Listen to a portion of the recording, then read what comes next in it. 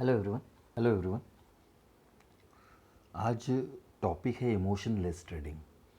और emotionless trading ये कितना बड़ा पार्ट है ट्रेडिंग का, ये हम सब लोग जानते हैं, क्योंकि हमें पता है हम लोग इमोशंस के वजह से ही मार्केट में फ़िलहाल स्ट्रगल कर रहे हैं।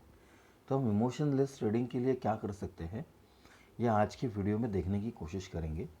थोड़ी तबीयत ख़राब होने के कारण मेरा आवाज़ शायद लो आ सकता है, but it's very important to understand how to trade emotionless. तो मैं आपको पहले एक छोटा सा एग्जांपल देता हूँ कि मैं इमोशनलेस मतलब क्या बोलने की कोशिश कर रहा हूँ, जिससे आप ये समझ पाएँ कि इमोशनलेस होने के लिए क्या ज़रूरी है। मान लो दो ट्रेडर हैं, ए और बी, और एक ही समय पर किसी एक पॉइंट इन टाइम मान लो ये प्राइस एक्शन है, ऐसे कुछ हो रहा है। इस जगह पर एक ट्रेडर शॉर्ट कर रहा है और एक ट्रेडर लॉन्ग कर रहा है। ए बाय कर रहा है और बी सेल कर रहा है। सवाल सिंपल है, इसकी स्ट्रेटेजी इसको बाय सिग्नल दे रही है और इसकी स्ट्रेटेजी इसको सेल सिग्नल दे रही है। यही मार्केट का रूल है। एक जगह पर जब तक एक बायर ना हो और एक सेलर ना हो, हम ट्रेड नहीं कर सकते। तो मतलब कोई बाय कर रहा है तो कोई सेल कर रहा है। अब कोई बाय कर रहा है तो उसकी एक स्ट्रेटेजी होगी जिसके बेसिस पर वो बाय कर रहा है, और एक सेल कर रहा है तो उसकी भी एक स्ट्रेटेजी होगी जिसके बेसिस पे वो सेल कर रहा है। तो दोनों में से रॉन्ग कौन है दोस्तों? कैसे डिसाइड करेगा? प्राइस डिसाइड करेगा। प्राइस ऊपर गया तो सेलर रॉन्ग हुआ और प्राइस नीचे गया तो बायर रॉन्ग हुआ। ये उसका बेसिस होना चाहिए, ये रूल होना चाहिए। क्या रूल होना चाहिए यहाँ पर? अगर मैं कहूँ एक ही जगह पर एक बाय कर रहा है और एक सेल कर रहा है, तो नेचुरल फिनोमेना है। मतलब ऐसा कई बार होता होगा कि जहाँ पर आप ट्रेड कर रहे हो बाय का, और बाद में कहीं किसी आपके एक्सपर्ट को या किसी यूट्यूबर को देख रहे हो कि इसी पॉइंट पर इसने सेल किया था, मैं उल्टा कर बैठा, या फिर अगर आप सही गए तो वो उल्टा कर बैठा, वो गलत है, ऐसा सोच रहे होगे आप। लेकिन गलत कोई भी नहीं है। इस जगह पर जिस व्यक्ति ने बाय किया है उसने एक स्टॉप लॉस रखा होगा, और जिसने सेल किया है उसने एक स्टॉप लॉस रखा होगा। जो व्यक्ति अपने स्टॉप लॉस से डबल प्रॉफिट के लिए वेट कर रहा है वो सही है, और जो व्यक्ति अपने स्टॉप लॉस से 100 रुपये का स्टॉप लॉस है बैंक निफ्टी में और 20 पॉइंट और 30 पॉइंट में एग्जिट कर रहा है, वो गलत ट्रेडर है। As simple as that. जो 100 पॉइंट पे 30 पॉइंट बुक कर रहा है वो इमोशनल ट्रेडर है, और जो 100 पॉइंट के स्टॉप लॉस पर 200 पॉइंट का वेट कर रहा है, चाहे 50 पॉइंट प्लस जाकर 100 पॉइंट का स्टॉप लॉस हिट हो, उसे फर्क नहीं पड़ता। ये ट्रेडर प्रैक्टिकल इमोशनलेस ट्रेडर है। तो बस यही टॉपिक है कि क्यों सही होने के बाद भी ट्रेडर स्ट्रगल कर रहे हैं। इसके 3 रीज़न है। आपने इमोशनल लेस कैसा ट्रेड करना चाहिए, कैसे स्ट्रैटेजी पे बिलीव करना चाहिए, ये सब चीज़ें देखा होगा। मैं आपको कोई डिफरेंट एंगल से इमोशन दूर करने का, या इमोशनल होने की वजह डिफरेंट एंगल से बताने की कोशिश कर रहा हूँ, जो मैंने एक्सपीरियंस की है। तो सबसे पहले हमारा इमोशनल अटैचमेंट होता है स्ट्रैटेजी के साथ। अब स्ट्रैटेजी का बैक टेस्ट किया है, 100 में से 60 ट्रेड 70 ट्रेड सही आते हैं। ये हमने हमारे बैक टेस्ट के 1000 ट्रेड स्टडी कर लिए पिछले 1-2 साल के, और हमारे पास बैक टेस्ट रिजल्ट है, और फिर हम ट्रेड कर रहे हैं। और उस समय भी हम जब भी हमारा स्टॉप लॉस हिट होता है, उसके बाद वो लॉस का जो पेन होता है वो अवॉइड करने के लिए फास्ट 3-4 और ट्रेड कर लेते हैं और लॉस को डबल कर देते हैं। इमोशंस, रिवेंज ट्रेडिंग, या आप कुछ भी कह लो, लेकिन ये हो क्यों रहा है? सबसे पहली बात, मेरा अपने स्ट्रैटेजी पे भरोसा नहीं है। सेकेंड, मैं स्ट्रैटेजी को मैनिपुलेट कर रहा हूँ। और तीसरा, ये सवाल आपको अपने आप से पूछना चाहिए बार बार, क्या मैंने जो ट्रेड एग्जीक्यूट किया था, जो ट्रेड लिया था, क्या वो परफेक्ट मेरे स्ट्रैटेजी के सारे रूल फॉलो कर रहा था तब लिया था, या मैंने कुछ मैनिपुलेट किया? मैंने यहाँ पर 3-4 चीज़ें बताई, पेन ऑफ लॉस, रिवेंज, और भरोसा नहीं होना स्ट्रैटेजी पे। ये सब तो आपने हर बार सुना होगा। स्ट्रैटेजी पे भरोसा नहीं होना, मैनिपुलेशन करना, रिवेंज ट्रेडिंग करना, या लॉस का पेन, इमोशंस, ये सब आपने हर बार सुना होगा। लेकिन क्या आपने आपके स्ट्रैटेजी जिसको आपने बैक टेस्ट किया है उसके सारे के सारे रूल फॉलो होने पर ही एंट्री की है? ये सवाल पूछिए। अगर जवाब हाँ है तो आपका रीज़न नेक्स्ट पॉइंट पर है, और अगर जवाब ना है तो इमीडिएट बेसिस पर स्ट्रैटेजी के रूल्स डिज़ाइन कीजिए, स्ट्रैटेजी की इमेज डिज़ाइन कीजिए, और वो इमेज वो रूल्स स्टॉक मार्केट में जब फॉलो होते हैं तभी ट्रेड कीजिए। यही सॉल्यूशन है, अदरवाइज कोई सॉल्यूशन नहीं है। दूसरा, बैक टेस्ट रिजल्ट। आप अभी मैं आपको मेरा एक एग्जांपल पहले बता देता हूँ, जो मुझे एक यूट्यूबर ने भेजा था कि सर मैं बैंक निफ्टी ट्रेडर हूँ, मेरे स्ट्रैटेजी की एक्यूरेसी 70% है, और फिर भी मैं लॉस करता हूँ। मुझे प्रॉफिट वाले ट्रेड मेरे टारगेट तक होल्ड नहीं किए जाते, मैं डर जाता हूँ और मैं 30 40 50 पॉइंट में एग्जिट कर जाता हूँ। तो इनका मैं आपको पहले रिजल्ट दिखाता हूँ।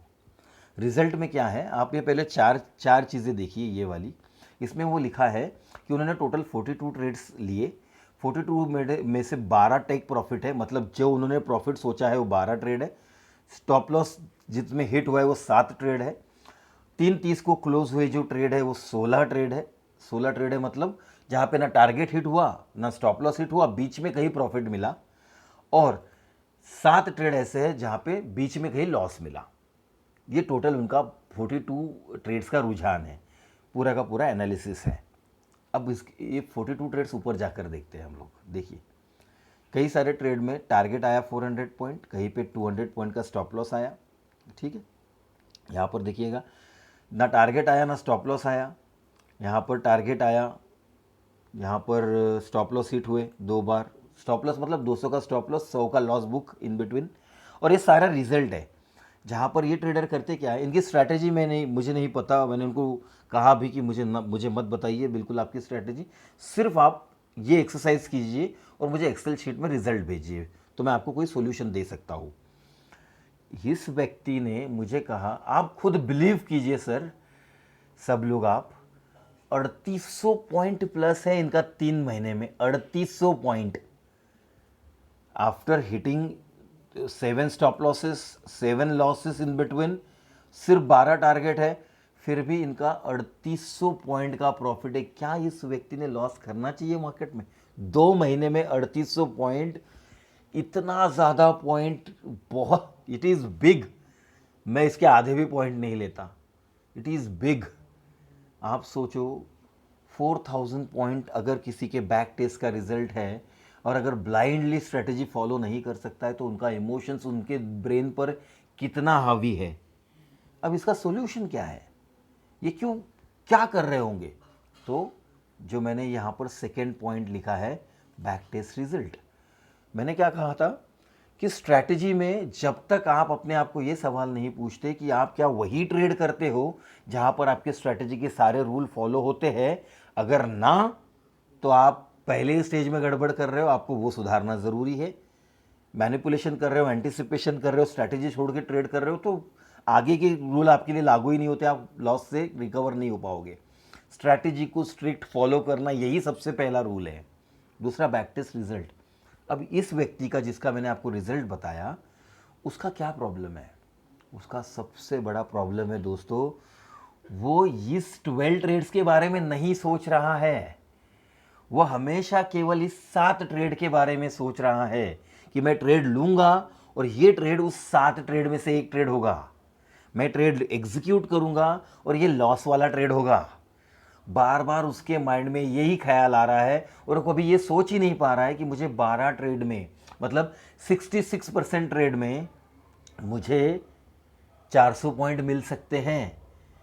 और ये न सोचने के कारण, केवल लॉस के ट्रेड के बारे में सोचने के कारण, वो व्यक्ति कलेक्टिव 42 ट्रेड्स के रिजल्ट्स को अपने माइंड में, अपने साइकोलॉजी को स्ट्रॉन्ग करने के लिए यूज़ ही नहीं कर पा रहा है।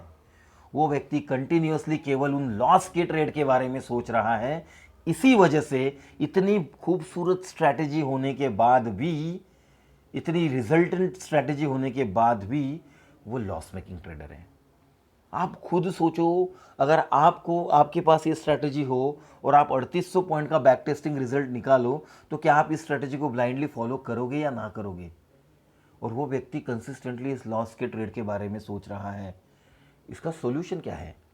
सॉल्यूशन देने के लिए ही ये वीडियो बनाया है मैंने। इसका सिंपल सॉल्यूशन है, ज़ीरोदा नाम का एक ब्रोकर है, मेजॉरिटी लोगों के अकाउंट वहीं पर होते हैं। उसके पास एक ऑर्डर सिस्टम है, जीटीटी शायद उसका नाम है, मुझे पता नहीं, मेरा ज़ीरोदा में अकाउंट नहीं है। जीटीटी शायद उसका नाम है, मुझे मेरे एक ट्रेनी ने बताया है। वहाँ पर आप एंट्री करने के बाद अगर आपकी स्ट्रैटेजी सेटिस्फाई हो रही है और आप एंट्री कर रहे हो, अब आपको स्टॉप लॉस भी लगाना है और टारगेट भी लगाना है और सिस्टम बंद कर देना है, क्योंकि आप 1 ट्रेड अ डे वाले ट्रेडर हो। तो आपने स्टॉप लॉस लगाया, टारगेट लगाया, सिस्टम बंद कर दिया, 3:30 बजे सिस्टम खोला और देख लिया 400 पॉइंट मिले हैं, 100 पॉइंट मिले हैं, या ज़ीरो मिला है, या 100-200 पॉइंट का स्टॉप लॉस हिट हुआ है। बस आपको केवल इतना करना है। Over a period of 30 days 40 days automatically ये हैबिट लग जाएगी और उसके बाद फिर आपको ये ऑर्डर्स की सिस्टम की ज़रूरत भी नहीं होगी।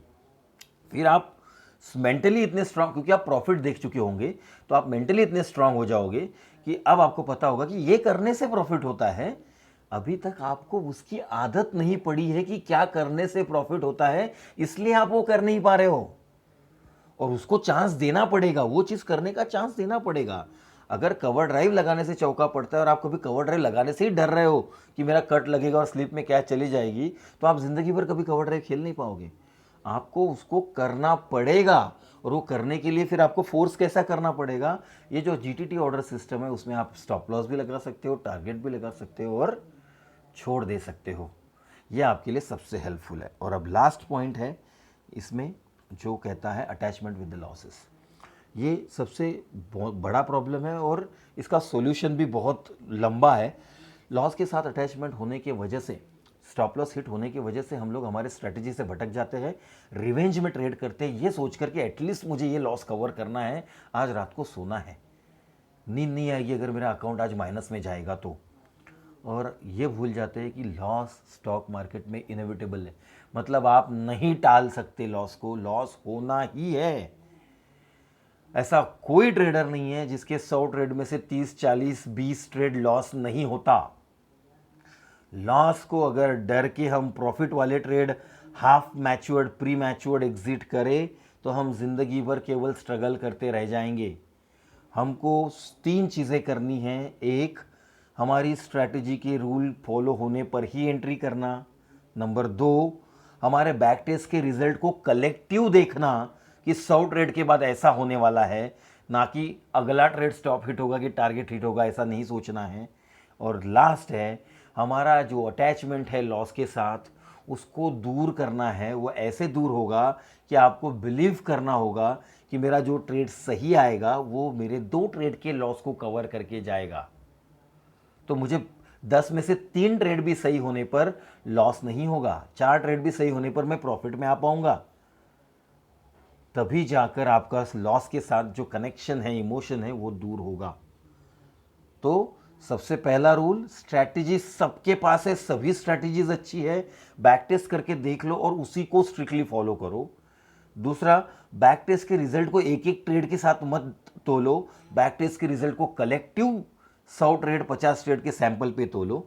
और लास्ट, अटैचमेंट अपने लॉस से पेन देगा, पेन इमोशंस को ट्रिगर करेगा, इमोशंस ओवर ट्रेडिंग करवाएगा, और ओवर ट्रेडिंग कभी भी स्ट्रैटेजी को पकड़ के नहीं होती, स्ट्रैटेजीज छोड़कर एंटीसिपेशन पे ट्रेडिंग होती है, उसे ओवर ट्रेडिंग कहते हैं। तो कृपा करके आपके बैक टेस्ट रिजल्ट पे स्टिक करके रहिए। इमोशंस तभी दूर होंगे जब आप आपके स्ट्रैटेजी को स्ट्रिक्टली ट्रेड करोगे, एंट्री करने के बाद स्टॉप लॉस और टारगेट एक ही ऑर्डर में डालकर सिस्टम बंद करोगे। थैंक यू दोस्तों।